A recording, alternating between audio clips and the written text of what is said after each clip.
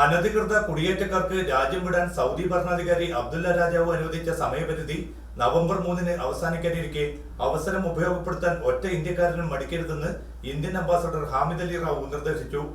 അവസരം ഉപയോഗിക്കാൻ വിസമ്മതിക്കുന്നവർ ഒടുവിൽ ഖേദിക്കേണ്ടി വരുമെന്നും അദ്ദേഹം മുന്നറിയിപ്പ് നൽകി.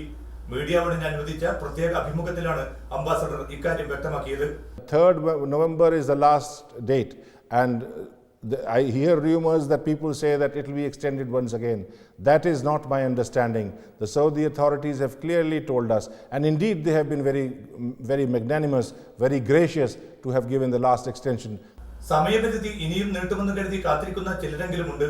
എന്നാൽ യാതൊരു നിലയ്ക്കും ഇനി അവസരം നൽകില്ലെന്ന വിവരമാണ് തങ്ങൾക്ക് ലഭ്യമായതെന്നും അദ്ദേഹം പറഞ്ഞു.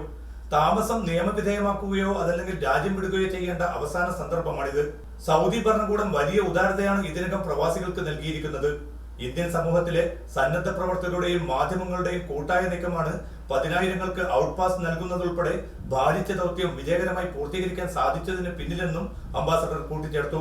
In close coordination with us, it is with their cooperation that we have been able to achieve this objective. MC Nasser, Media One, Riyadh.